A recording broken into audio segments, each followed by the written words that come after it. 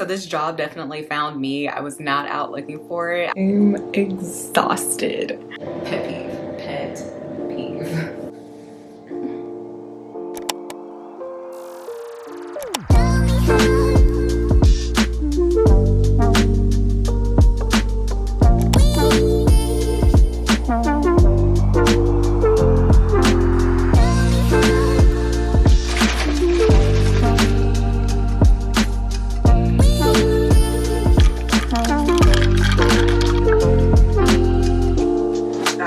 And I look down and it says 1,200 calories burned.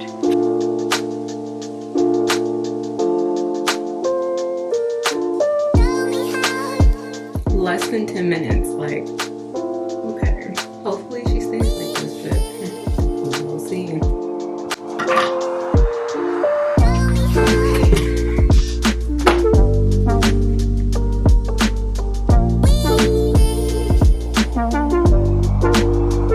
Good morning, you guys. Welcome to the vlog. My name is Passion if you are new here, and I'm an assistant buyer here in Houston, and I make vlogs, lifestyle content. I would love for you to subscribe. I am not gonna lie to you guys, I am so freaking tired. I'm so tired. I woke up around like 5-ish, 5:15, that like area, to go work out. Really trying to get into my workout grind, fitness grind, lifestyle change, that sort of thing. And you know, it's hitting right now. Like, she is tired. She's very tired.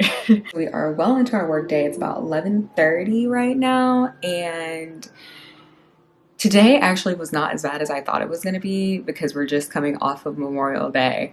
So we have Monday off, and usually when we have a 3-day weekend, we come back to just a lot of craziness, but surprisingly that's not the case this time, so thank God for that. Side note, so my channel, let's talk about it. There's a lot going on behind the scenes that I kind of need to focus on. So I don't have an upload schedule, and I'm not really sure how many videos I'm gonna be putting out, but I'm pretty sure it's gonna at least be like one a week.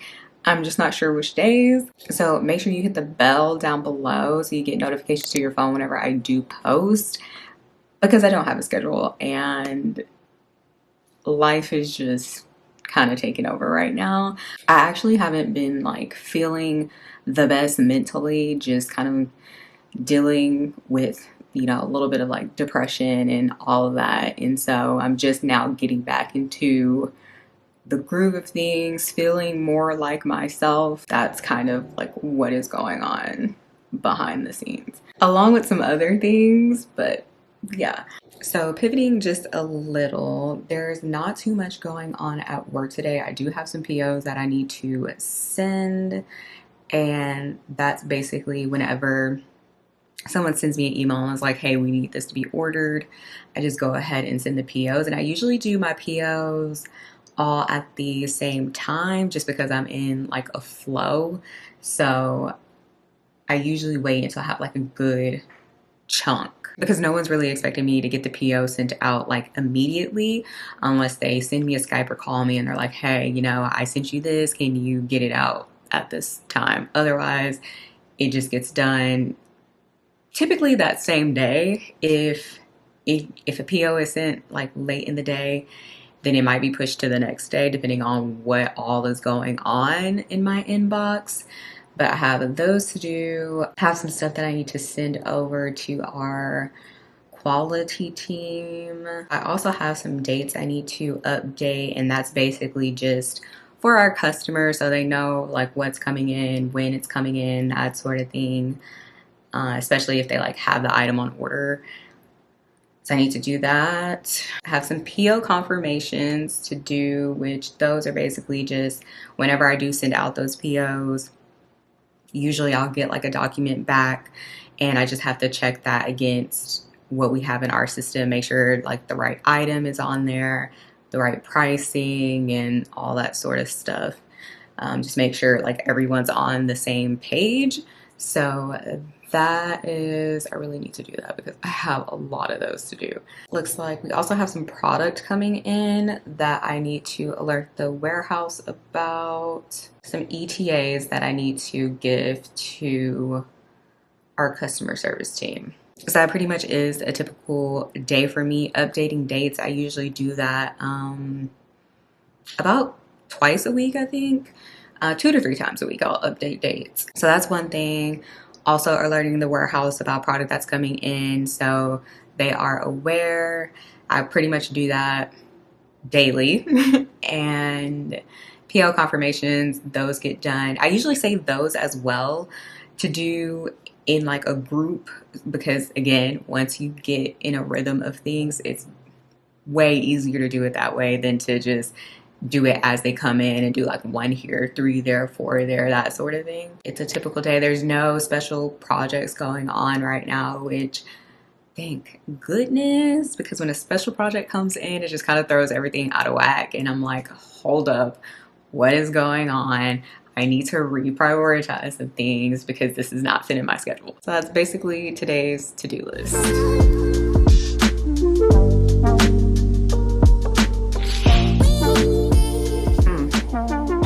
Caffeinate a little bit, but I've been receiving comments and DMs here and there relating to my job as an assistant buyer. So I thought I would take the time and answer some of those questions, especially the ones that I get kind of like frequently. Yeah, have sort of like an assistant buyer Q&A, let you guys know what I do. I feel like I kind of explained it already, but I'll go back over that, how I got my job and that sort of thing. So starting off, I am an assistant buyer, but I do not work in fashion.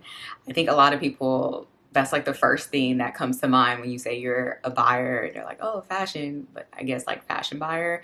But I do not. I got my degree in communications and yeah, I work for a luxury lighting manufacturer. So I'm not really sure how much this will translate into being a fashion buyer, but hopefully you'll be able to get something from it, a little bit of insight from it. Starting with how I got my job. So I had like no experience in assistant buying. Like I said, I got my degree in communications. I did get a business foundation certificate, and that's just like basic business stuff that UT, my college, offered. The position I hold right now, I actually started with the company in a different role. I was a customer service representative, then got promoted to an account manager, and now I'm here as an assistant buyer. So that's kind of like my backstory a little bit. So this job definitely found me. I was not out looking for it. I don't consider this to be my dream job. It just like sort of happened. I think I may have mentioned this before in a different video, but I definitely want a job where I can be a little bit more creative. I don't really get that opportunity in this position, but I'm really grateful for everything that I have learned. And speaking of that, one of the biggest things that I would say if you are going out for an assistant buyer job is I feel like it's going to be very Excel heavy, which my job definitely is. And I don't think Excel is really going anywhere just because there's so much that you can do with it. And I mean, it's a beast. I think being able to put on your resume that you are proficient in Excel and know different like formulas and stuff like that, I feel like be prepared because they're probably gonna ask you like, okay, what can you do in Excel if you're gonna put it on your resume? So just make sure you can back that up. As far as my job, I didn't really know too much about Excel. I've been learning along the way. And I think that may be something to note about being an assistant buyer. You're probably gonna learn a lot of stuff on the job. I know I have. I went into it kind of blind. I basically had the advantage because I started at the company in customer service. So I know a lot about the systems that we use, and also I knew a lot about the product. So I had that upper advantage, whereas if they would have hired someone from outside of the company for that position, then they would have had to learn all the systems. They would have had to learn all about our product, and it's a lot for my company. So I would definitely say if you have a dream company that you are wanting to work at, I would say that you probably can go about it 2 different ways. If you have the experience, definitely go ahead and apply to that position. Even if you don't, if you think you can do the job and you sell yourself really well, you could probably still get the position. So there's that. But if maybe that doesn't work out, see if you can get your foot in the door in any way necessary, because then once you're in the door in the company, a lot of companies do promote from within, just like I said, because it's easy, because you already know the company and how they operate, and they don't have to teach someone basically from ground zero. So definitely, if you can get in any sort of way, like I did, I got in with customer service, and then once you're at your company, you can kind of network your way through the departments to hopefully get into your position. And also, you might realize that, nah, I see what they do and that's not what I want to do. I want to do this over here. So I think definitely just keep your mind open to all possibilities. Just saying. My job is like whatever needs to be done, I just kind of get it done, from entering POs, getting confirmations from our vendors, entering that information, updating the dates, giving out ETAs, alerting the warehouse whenever product is coming, and that sort of thing. And then whatever else people need from me. So I'm not exactly sure if that would be like the same thing that a fashion buyer does. I don't know. And of course, like, every company has their own way of doing things, right? But if they do kind of do the same thing, I would say if you're really, really, really wanting to be a buyer, go ahead and apply to any company that does have an assistant buyer position. That way you can get that experience and still keep your eye open for like your dream company or a company that is in the fashion industry. But meanwhile, while you're looking for that, at least you're over here getting that experience. I feel like I'm like all over the place right now, but I hope this is all making sense. So skills you would need for an assistant buyer position, I think definitely, as I mentioned, Excel. At least know how to do something basic like a VLOOKUP. Like I said, each company has their own way of doing things. So you'll know, like, once you get into the job, you'll learn the different functions and formulas that you need for that position at that company. But I feel like a VLOOKUP, almost every company uses that. So just like maybe take a basic Excel course if you can find one. Communication. I would say you definitely need to have communication skills. I deal a lot with other departments, you know, giving them ETAs and providing updates on different projects, and it's a lot going on. So I definitely say communication is huge, and especially you're communicating with the vendors as well. So you have to make sure that y'all are on the same page and everything is being handled accordingly and efficiently. So communication is huge. This next one I feel like kind of goes with the Excel thing, but knowing how to interpret data and watch trends. I feel like you'll learn that on the job, but if you can do it before, I feel like that will make you a very strong candidate. If that's something that you can do, is interpret data. I feel like there's a lot of free courses out there that you can take. So I would get to Googling so you can go ahead and learn those skills, add them to your LinkedIn. Even there might be like LinkedIn courses too. I don't know, but like the information is out there if this is something that you really want to do. I would say the last thing is, just because this is an entry-level position, I think you have to have a willingness to learn and kind of like do whatever is asked of you, because you are entry level. So of course, you know, you can give your feedback and all that stuff and your suggestions, but for the most part, like, you are starting at the bottom and you have to kind of put in your work. But that's kind of it. I did have a question about salary, and that really just does depend on where you are in the country, what industry you're in, that sort of thing. So I would definitely just Google what a average salary is for an assistant buyer in your location. That way you kind of get an idea of what it is. And I think that there are a lot of different sites that you can go on where you can put in your skills, your experience, and that sort of thing, and it'll give you an estimate about what your salary should be for that position. Yeah, so I think that's kind of the basics. This job is really computer focused, like you're sitting at a desk all day, so you have to be comfortable with that. Yeah, there's a lot of data to look at, a lot of POs being created. If you guys have any other questions, just leave me a comment down below. Even if you have questions about just like corporate life in general, maybe I'll end up doing like a part 2, because this is really just kind of like bare bones questions that I have been getting. And if I haven't responded to your DM, I'm sorry. I'm trying to get better at Instagram, but I also knew that I was filming this video. So with that, it is my lunch break. I am hungry and I'm gonna get some lunch.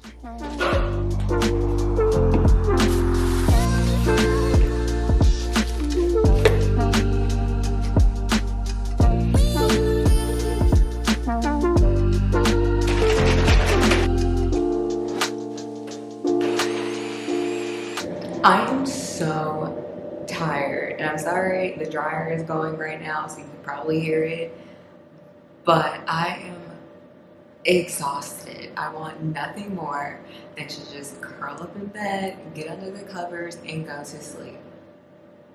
I'm so, like, just done. The Celsius gave me, like, this much energy and then plummeted real quick. Real quick. It is 4 o'clock. I have 1 more hour. But knowing me, I'm pretty sure I will not get off until like 6. I know it. I feel it in my bones. And I just want to go to sleep. I just want to go to sleep. Oh my goodness. Oh my gosh. Why am I so tired? I still have some of my Celsius left, but I don't want to drink anymore because it's already 4 o'clock. And if I keep drinking it, I'm going to be up all night. And that's a recipe for disaster. Like, that's how we got here in the first place, because I didn't go to sleep until midnight last night. Oh my gosh. Oh my gosh. Oh, I just want to go to sleep.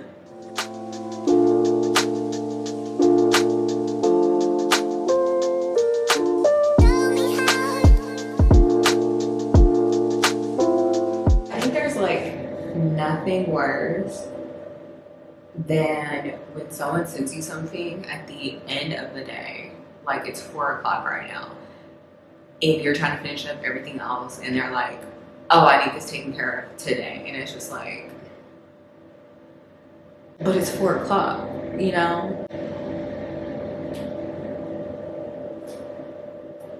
Like, honestly, pet peeve. Pet peeve.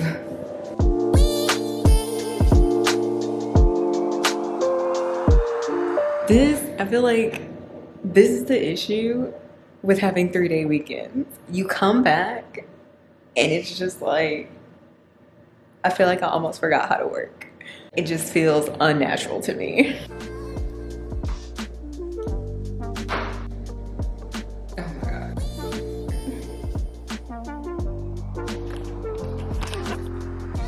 So, we are officially done with work. It is 6 o'clock.